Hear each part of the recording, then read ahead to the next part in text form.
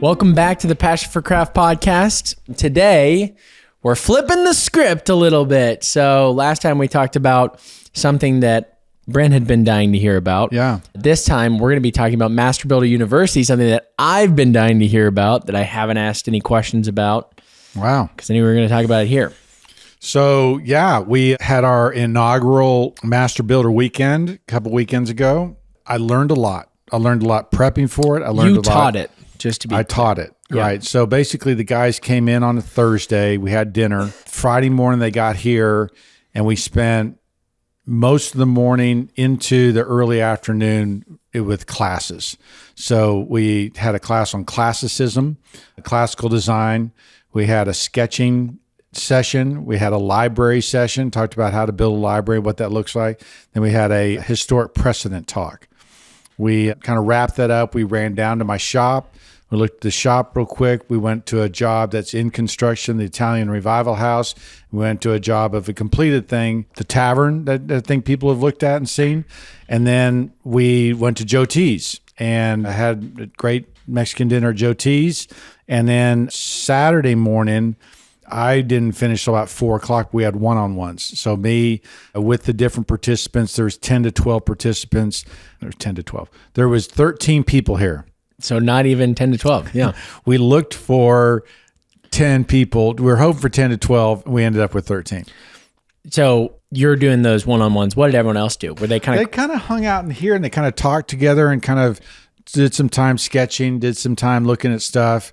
But there was a real camaraderie building time there. That was fun. Do you think that helped make connections with them? I think it did. I think it, it's, so we had 3 of the participants were didn't own their own business. I shouldn't say it that way. One of them didn't own his own business. Mm-hmm. 2 of them were just kind of starting out with new businesses. Mm-hmm. And then the rest of them were fairly sophisticated group of builders, fairly sophisticated group of remodelers and people who were trying to build better businesses. And so it was, we had, builders that were doing, $30 million a year that were doing more custom homes. Mm-hmm. And we had, guys like me that did, ground up new builds as well as remodeling. And then we had, one of the guys had a mill shop like ours, not as big as they did, more cabinetry than us. And so, sorry, when you're saying one did custom builds, one did ground up new builds, are those the same thing? Yeah. So no. So there's basically in the world of building, there's remodelers and then there's builders. Okay. That's the big categories. Yeah. Within that remodelers things, there's guys who are handyman people to guys who do, kitchens and baths to people that do siding. And those are big businesses and whatever else, but they tend to be like production builders in that world. But then there's also remodelers that do high-end remodels like us or historic preservation. That's the remodeling world. In the building side, there's like production builders, the D.R. Hortons of the world. Mm-hmm. And then there's a whole category of custom, sometimes called semi-custom builders, which, that is everybody from, with a production builder, you're I think Duane said, in the building world, there's clients, customers, something, and victims, right? And so competitors and victims. No, he was describing the different class of homeowners, and that the client was the high end, the customer was the next one, and then there's victims, and the victims are the people who have to buy a production house. Okay, yeah. Now, most houses built in America are production houses, right? And so most houses in America do not have an architect involved, right? Which is another rant. And so once you get away from the people who are building 1,000 houses a year, even probably up into the 300-400 houses a year, if you're building 300 houses a year, 12 months in a year, you're building a lot of houses each month, 30 houses a month about. Or you've got one development there. They're all coming up at the same time. And so what that means is that you are cycling people through a mill, right? You've got 3 choices of countertops. Pick one. You can have an accent wall or you can have wood windows, right? You can have this or you can have that. But our product is a $400,000 product or it's $600,000 product. And based on what you pick. Based on what you pick, you're lining you're in those things. That's how most houses get built. And then there's the 1% world, which is what we do, which is high-end, custom, residential. Everything is custom and everything is, high-end. Yeah. And so realize that we're the minority in that world. And so a couple of the guys that came to me were the semi-custom builders, right? They're doing, they're not doing 300, they're doing 30. Okay. So they're doing 2 or 3 houses a month. And so anyway, so that makes perfect sense. Right. And so that was the world. And so a lot of them had seen my videos, had seen the Wednesday design videos, had seen the stuff I'm doing, and wanted to come, be a part of that, and wanted to come understand that. Yeah. And I think what I was prepping for, and the kind of 2 parts of my comments. One is kind of how I prepped and what the information was, and then 2, kind of what I learned in the process and where I go from here, because I'm not sure I know exactly what I'm going to go from here. But the thing, the program I put together is that I essentially realized that there's a couple things that most builders don't know. Yeah, that's classical design, right? And that means, and that then drives what moldings look like, what size moldings are, how moldings are put up in a house, where they go, all of those different things that are about moldings, how mantles should look, how door headers should look, where a chair rail should go, how big your crown should be, are all driven by this classical system. Yeah. All right, brief block there. We've dropped in a prop now to help show people what we're talking about. Whoa! Yeah, exactly. Editing Boom. magic. And it's in. So basically, this is the classical system. This is a Doric order. And people don't realize how, I got my pointer here, how this drives what a room looks like. Yeah. And like that thing right there is called the architrave. Architrave is basically your door casing and window casing. And this is a proportional system that's based on the human body. And the sizes of these things will change based on whether it's a 8-foot room, 9-foot room, 10-foot room. All those moldings change because it's based on the human body. Someone that's 5'4" is going to have different size hands than someone who's 6'4", because the proportions are changing as it's growing, and that's the way this classical system should work. Right. That's a big mic drop. That's one of those things that's just like, this will change the way you put moldings in the house. This will change the way you think about stuff. Yeah. If you want to understand scale and proportion, if you want to understand what this thing is, you have to know this. Okay. Yeah. It's that big a deal. So, okay. I know we're talking about Master Builder. I've got a question though about this. Yeah. So this is all based off of the golden ratio, correct? It's not based off the golden ratio. Okay. The golden ratio is part of it.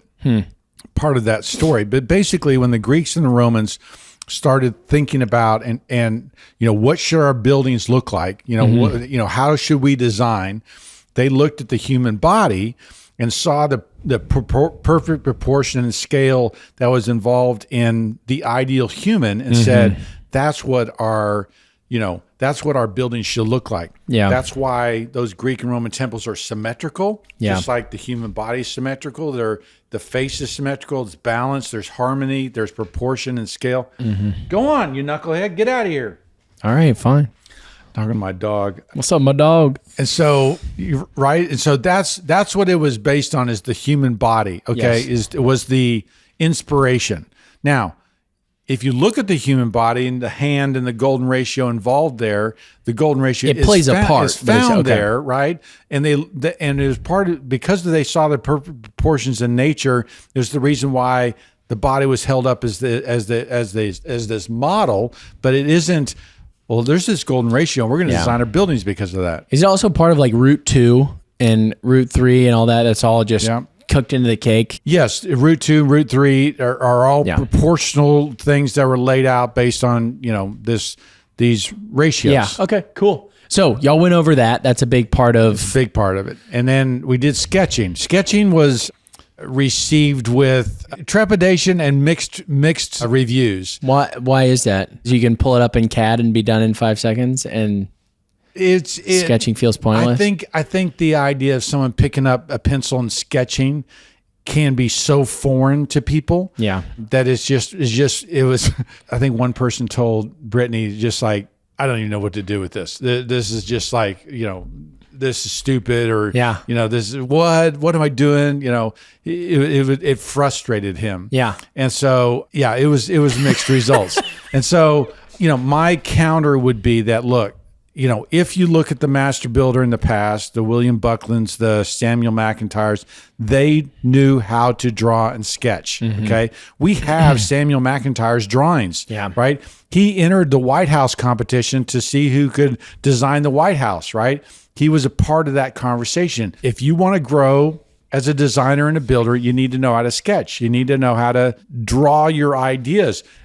Even if you go onto the job site and the trim carpenter goes, I don't understand how you want this crown, right? You need to be able to sketch out how you want the crown, the spacing and the scale and everything else. So what would you say to someone who says, well, I'm really proficient at Google SketchUp? Like I can whip something up in SketchUp way faster than I could draw it up.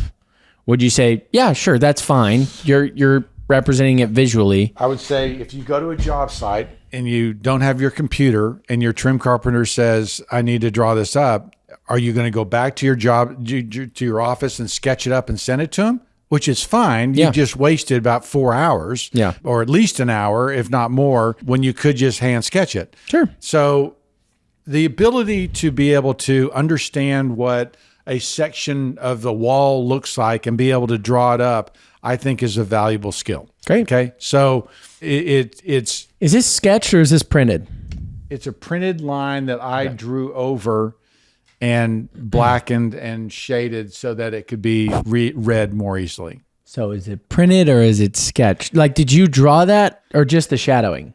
Just the shadowing and the line weight. It is printed out. Yeah. Okay. On a piece of paper, and I went through and shaded it so that it made more sense. Yeah. Okay. Cool. Fun. But the sketching was mixed reviews. Yeah. And then we did this thing on historic precedent. And the historic precedent. What did that look like? Because I think you said all the pieces of the puzzle, and I was like, ooh, I'm kind of curious about what does that look like? The historic precedent is that a Georgian entry looks different than a federal entry, looks different than a Greek revival entry, looks different than a Victorian entry, looks different than an arts and crafts entry. Looks different than a McMansion entry, right? Yeah. They're all different. It's just like we were talking about in the shed in last episode, that if you're going to build a shed around a door that was built in 1780, 1820, 1890, 1920, You have to they know would the all be precedent. different. Yeah. Right? And that's that historic precedent that we build differently in 1919 than you did in 1819 versus you in 2019. 2019, you tell a carpenter to build a shed, they might buy it from Home Depot, right, and assemble it. They might, build it with finger jointed 2x4s and T111 siding, and you basically sheet goods, right, with cheap materials that probably wouldn't last very long. Versus 1919, which is all natural materials, siding. Yeah. You would have had something that probably would have lasted longer than versus 1819. And so, right. And so That's cool. You said it earlier about a narrative. There's basically a narrative or a story when something is built within a particular time. And the point of the historic precedent was understanding and seeing that precedent. I asked you about Virginia McAllister's book, Field Guide to American Houses, as being one of the first books we got at North Bennett Street, because you need to know what a Victorian house looks like. You need to know what a Greek revival house looks like. You need to understand, what does it look like? Well, it has attributes. It has, the doors look different. The windows look different. The moldings look different. Everything is different. Yeah. The form is different. The massing's different. And so you need to be able to recognize those things. And so now look, unfortunately, none of those skills, sketching, classicism, or historic precedent, are something you learn overnight that you go, okay, I got it. Now, now I'm a master builder. I mean, if I graduated in 93, I'm in year 31 in this business since North Bennett Street. And so it's taken a long time to learn all this stuff. So reception of the program, year one, you said you learned a lot. Yeah. I mean, how did the guinea pigs feel? So far, the reviews have been very positive. The criticism / recommendations would be more hands-on stuff. And we've Does that mean like cutting and like putting things up? I don't think or? so. I think it's more like, okay, so if we had to design a porch for a house, what would it look like? Cool. How would you put that together? What would the materials be, and how would I go about doing that? And so I think if we did it again, we would probably spend more time, say, okay, you got to build a front porch. Let's sketch it up. Let's figure out what it's going to look like. Let's talk about it and talk through the materials, talk through, who I would order from, how I would get it done, that kind of thing. Cool. Yeah. Okay. So you did it. How were your thoughts on it? I was encouraged that people liked it. I was encouraged. I was hesitant going into it because I didn't know how well it would be received. I thought it was a little too class heavy, and I don't think it was. I think it was definitely an overload. You know, so Friday, that all day class thing, when one guy came in Saturday, it was like, oh my gosh, I was so, overwhelmed yesterday, but I feel better about it now. It's just a lot of information. And so I think it has to be followed up. I'd suggested that maybe we go to Winter Tour as a group and, go look through historic rooms at Winter Tour and talk about Georgian and Greek Revival rooms and, so that they can start getting an eye for that stuff. And anyway. Sweet. Yeah. So it was, it's, how do you train something that is kind of, my design skills and everything else have kind of evolved until, and I guess I was surprised when those Wednesday design videos blew up, wait, why are these blowing up? What information am I sharing that's unique? Why can't other people figure this out? Mm-hmm. And so then trying to put together, they're not seeing this, they're not seeing this, they're not seeing this. There's 2 or 3 things that I know that they don't know. And then trying to put that together is hard. There's another thing that's kind of funny about those Wednesday design videos is it feels like to me, it's like none of this is something you're not saying in other videos. Like they're all things that you say in all of your videos, but then all of a sudden you show a practical house. So you show, remember when we were talking about this and this and this? This is what it looks like done right. This is what it looks like done wrong. You know what I mean? I feel like that's very hands-on, practical, helpful to where people can just go, oh yeah, there it is. That's why it looks better. I didn't know I'd feel that way when I saw it, and I thought it wouldn't look that bad. It's amazing. Yeah, it's. I think it's a collection of 3 to 8 things that it's usually windows. It's usually window proportion and size. It's detailing of overhangs, pitches. Just little small details like that are hard to, okay, well, how would I share that? How would I teach that?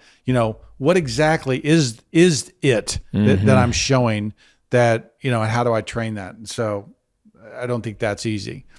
I think the walk away for us or one of the things is, what do we do next? Okay. And we had one of the builders brought his wife, who was a designer, very sophisticated couple and living in a small town. And talking to her, I was like, there's probably a lot of designers who would benefit from this. And so maybe it's something that you take to designers as a program. Like, look, your designs are beautiful, but your architectural interiors aren't as sophisticated as you're in the stuff that you're doing. Yeah, let's teach you how to put moldings in and do some of this architectural stuff. So I think that would be good for them. Yeah, we've talked about if we did it again. How would we do it? What would it be, an extra day? Yeah. So we're still trying to figure that out.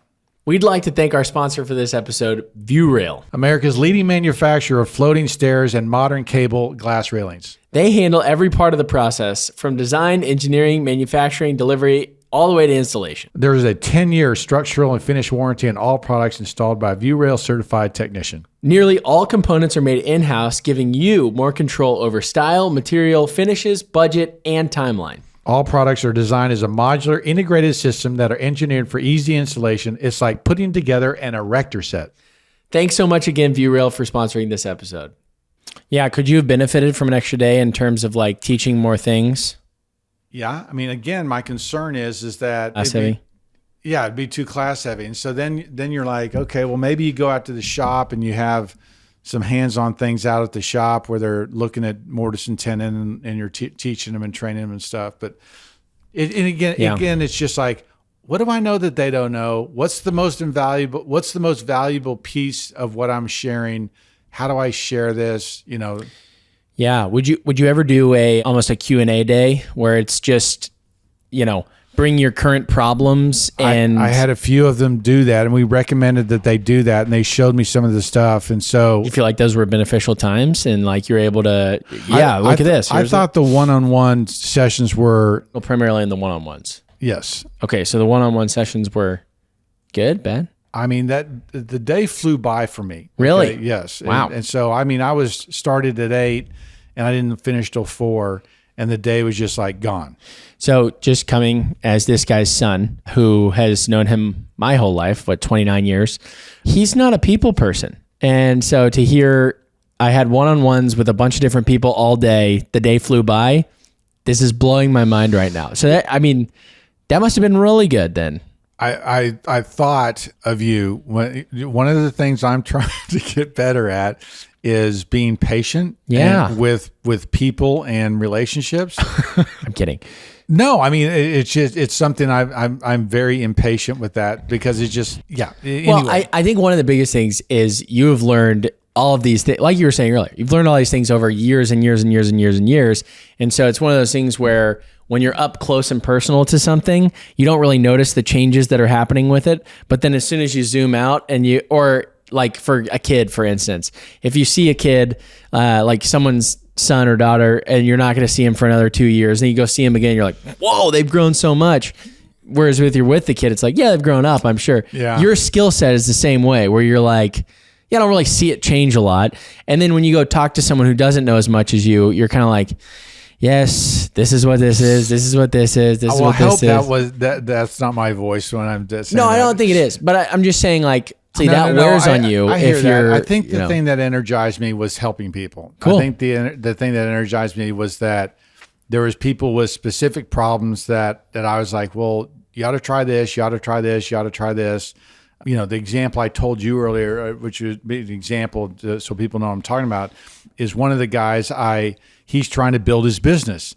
And, I go back to the Dan Parrish episode that we had, whatever episode number that was, that we were so blown away with the first session. We're like, we got to have another session. Yeah.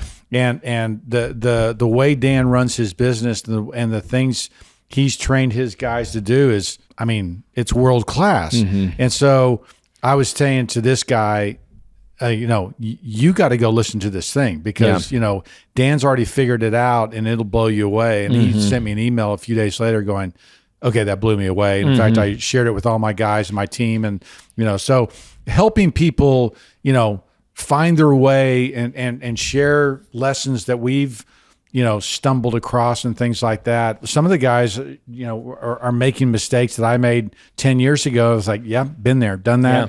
Yeah. Yep. Yeah, you're making the right decision there. Yeah, you got to stop doing that, and so. So one thing that they're sharing with us at North Bennett is, there's no secrets here. Like, I'm not going to sit here and go, all right, I'm going to share up to you within a certain extent of what I'm willing to pass along. But past this point, I'm not going to, share anything else. That philosophy on learning and like knowledge and other stuff, I feel like that is the one we should have, unless we want to lose things to time. So you have that philosophy, right? It's like you're not trying to hide anything from people. You're trying to share as many things as you've learned. Yeah, no, it's over a great time. point. I mean, I think that one of the guys was like, "Why are you doing this?" And like I appreciate it, but what do you do? Why? I mean, my answer was I love it, and I want other people to get better. I'm a learner too, right? I love learning. I love learning new things. One of the interesting things, another guy had it anecdotally. He said, I started out in the restaurant business. I was a chef. He goes, in the chef world, if you go to a new restaurant and you go to work for them, they show you everything. They show, hey, this is how we do this. This is our secret sauce. This is this. This is this. It's a complete sharing of information and an open-handedness. He goes, when I got into building, no one talked to anybody about anything. No one was sharing information. He goes, in my view, Instagram is a great method to learn because there's guys sharing their information. And I was like, I just thought that was an interesting insight. And one of the things one of my hopes for master builder was that it would be a group of guys who basically said, I think this is why everybody stuck around on Saturday. It was a pretty open group. I mean, I said from the beginning, look, guys, as far as I'm concerned, you asked me any question. There's no off limit question here. How much money I make, what we charge, any of those things, because I want you to, this needs to be an open group. And so I think there was a lot of people going around going, are you cost plus? Are you fixed price? And so it was. And was there a good variety of all sorts of kinds? Well, most builders today are fixed price in the custom world. I'm sorry, are cost plus. Yeah. And so, just as a reminder, cost plus is you do the cost of materials plus the labor. Yeah, so all the costs on the job plus a fee. Okay. So our cost plus is between 20 and 25%. And so cost plus, 25 if it's a smaller job, cost plus 20 if it's a big job. And then what's the fixed price is that basically, I'll build your house for $2,327.18. And if you build it according to these plans, if you do it like this is my bid. There's my number. There's no, there's no haggling. There's no, it's just, that's what it is. And if there's change orders, they give you a change order and your price that changes. Adds to the, yeah. And so it's been an interesting evolution with clients because I remember 25 years ago, everybody wanted a fixed price. And probably 20 years ago, 15 years ago, most clients were like, look, I don't want a fixed price. I just want to see, all the costs. I want to see everything. And that may be, our clients changing, and maybe as you went to higher volume, they didn't care as much. I don't know what it was, and I'm not sure if I'm spending $2, $3, $4 million. I think I want to see all the costs. Yeah, I think so too. I think there's something to, just thinking of the healthcare industry, right? Where you ask for an itemized receipt of all your things and it's like Band-Aid, $238. You're like, I don't think that's, you know what I mean? Like right. There's a benefit to see, and especially in a world where you are an expert and the homeowner never is claiming to be an expert, or the home builder or the person who's building a home. So it'd be helpful to see that, similar to the healthcare industry where it's like, I'm not an expert on medicine, but I would like to see why I'm paying, right. $60,000. No, I think that's actually a good example. So there was a good mix of guys. One guy was a cost plus builder, fixed price builder. He was the only one. Mm-hmm. No, that's not true. There's two. Yeah. But one was floundering whether he was going to stick with that. And then the fixed price builder who was very successful at it, he had a very large company, the very happy customers, but he had a very sophisticated and large team that managed his project managers and their jobs don't do any ordering material. They don't do any estimating. They schedule and manage the job, but a separate department orders all the materials. They've estimated the job completely. They hand off this estimate to go execute this thing.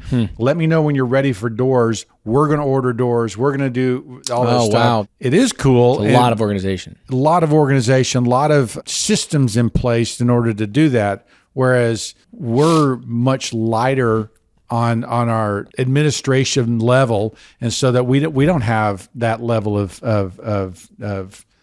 Department A, back office Department B. stuff that could do, all that ordering and handle all that stuff. And so, I learned that. I go, it really, in order to be successful at a fixed price, you really have to have kind of that back office that a lot of us don't have. And so everybody else was cost plus something. And so, it was from that perspective, it was really good to all be kind of listening to each other. And it's just good to hear, are you cost plus? Yeah, I'm cost plus. Okay. Yeah. Okay. Me too. Yeah. Okay. Yeah, that does make sense. Or even, are you cost plus? No, I'm fixed price. Okay. Why? Yeah. 100%. That's helpful. We had one builder, which I thought was really impressive, who decided in college he wanted to be a builder. And he went to work for all the trades for 6 months. So he went to work for the electricians for 6 months. He went to work for plumbers for 6 months. Yeah. He went to work drywall guys, framers, trim carpenters, so that he understood how to build. And I was impressed by that. Yeah. I mean, that's kind of what you're doing at North Bennett Street, but it's much more focused and specific. And, he's learned a lot. He has a good reputation with the trades because he understands what they've gone through. I just think that that's a model that if you really want to be a good builder, what I don't think he'd mind if I say it, Lucas Gibbs out in Abilene did is this. And, he's hands-on and doing that stuff. And I was impressed. And I think it's impressive because there are so many paper contractors out there, guys who just shuffle paper, don't really know how to bid. They're just organizers and stuff. Go pick your brick, go pick your windows, all get it installed. Yeah. As opposed to really helping people. You actually probably don't want that. You probably want me about not only that, but that they see the mason putting brick up and you're like, wait, where are your brick ties? Like, why are you doing that? No. We want this kind of bonding. We want this kind of thing. We want this. No. That's the detail. I want you to do it this way. To have that level of experience to be able to go, wait, what you're doing is not right. Don't try to pull one over on me. Yeah. Yeah, especially in this field where there are people out there, charlatans, who will try to pull one over on whoever. And I've never really experienced a lot of leg pulling in business world and stuff like that. Like there was an auto shop that we started going to in Denver because it was recommended to us because the guys were really honest. And I feel like that's the number one area where you kind of get totally bamboozled. And so we were getting like $35 oil changes. And like, it was like the cost of the oil. It was crazy. And I would always go to these guys and just say, hey, whatever needs to be done on my car, if you think it's important, please handle it. And the other guy, if I did that at a Grease Monkey or, whatever else, they're like, changing an air filter when it's brand new. You know what I mean? Just like pulling a little. So I've never really had that experience until this summer where we had this guy come out and put internet in at our lake house in Canada. And the guy talks to me and he goes, yeah, we're not allowed to get up on a roof because just insurance reasons. I was like, what in the world? Okay, I've never heard of that one. And so he like half installs this thing and then goes, yeah, my day ends right now because I've got a 35-minute drive home, so I actually can't do that. Finish. I can't finish it. And it was like he needed to install like one more thing and then turn it on. That was like it was like a screw and then turn it on. And so basically he was like, I'll be back out tomorrow first thing. So he doesn't show up. And then the next guy comes out and he goes, yeah, the guy put it in a dumb location. I'm actually just going to move it over here. And I was like, but what about the roof line rule? He's like, I can get on your roof. I'll walk on your roof right now. I'm like, yeah, well, put it where it makes sense, please. So the guy comes up there, completely takes care of us. And anyway, I've never seen that difference type of thing before, but especially in construction, there is the ability for someone to just go, you don't really know anything that you're talking about. I'm going to pull one over on you. And it's crazy what people are willing to do. I've never really considered it like wanting to do that to someone, but people will just do it. It's crazy. I mean, if you think about the semi-custom world, there are, a lot of those houses are being built based on a, price per square foot. Yeah. And so I need my brick installed at, I'm just making up a $1 a square foot when it costs us as a quality builder $4 a square foot. Yeah. So they are running through subs who are trying to live on cash flow. Yeah. That they get a deposit, they get started, they run away, then don't show up, and so it's not always bamboozling as much as it is that mantra of it has to be cheap and it has to be fast. Burns people out. And you can't stay in business very long doing that, and so. Anyway, and then I did ask to look at their finances, and one of the reasons why, and I didn't spend a lot of time looking at their finances, but one of the reasons I did is because there's a lot of guys that can be living off cash flow and think that they're profitable. In other words, they got a $200,000 deposit. They finished the job. They look back and they go, yeah, I made some money. Let's say they made 10%, but their overhead's 20%. So they're really losing money. Right. And so but it's not going to show up. It's not going to show up for the fifth 10 jobs, 20 jobs. Yeah, exactly. And they're robbing Peter to pay Paul, and they don't know it. Yeah. Because they're really not good at looking at their books. That's why I asked. Most of them were very sophisticated and had their, stuff together. And so it was kind of a, Okay, Yeah. good. These guys are in a good place. And then the last thing we did was a personality test, which Yeah. was the Enneagram, looking at that, just so that, if they're an 8 and, which is what I am. And Eight, pretty aggressive. yeah, you tend to no trample. Yeah, nonsense. you trample on feelings, but you have, they tend to be very goal oriented. And so they're just like, Get her done. Yeah, we're going to be out here. We're going to get this. We're going to point A. I don't care who I have to walk over to get to point A, but that's our objective. And whereas, somebody else, a 6 or whatever else, would be very concerned about people's feelings and want to. Oh yeah. There was a few 3s in the group, and Will you explain that? Well- 3's the achiever. 3 is the achiever, and so or a 2 maybe be a better 2's example. the helper. Is the helper, that you end up helping everybody else. You don't look after yourself, and so there's a few guys who weren't managing, their themselves very well, and they needed Because they were carriers. They needed to understand that was kind of their default, and so. Which is, it's not to say you learn that and then go, okay, I need to switch to another number or something. yeah. It's just, I need to know that about myself so that I know that my weakness is I'm going to tend to put others before myself. And that ultimately may be the worst thing. Like if you're, a boss running a business, it may be the worst thing in the world if you're a 2 and you don't manage it well, because you end up putting others before yourself, whether that be clients, someone else, but then ultimately the business collapses because you were putting so many people above yourself that now the people that you were putting above yourself are now without a job, or Right. you know what I mean? So it's like, it seems like it's good on paper, but there is some finagling Or where you can run yourself ragged trying to make everybody happy that Right. that you don't self-preserve, and so you're not able to perform. Yeah, you're not able to perform. And then the opposite. I mean, the 8s are obvious to see because it's like, 8s are going to walk over everyone, and they're going to. The 7s are all about having fun, and so that's that Nines, obvious flaw. They're laid back, and so But 9s are a peacemaker, so they might tend about. We just need to keep the peace. We can't, and a lot of problems are festering under the surface. So there's all like a so it's good just thing and a weakness. That exactly, it's the pairs strength with it. and weakness, and so the strength of the 8 is that we tend to get stuff done. Yeah. The weakness is that the trail of destruction, emotional destruction we can leave behind us is not great. good. So anyway, trying to did we accomplish the goal of helping people get better at being a master builder?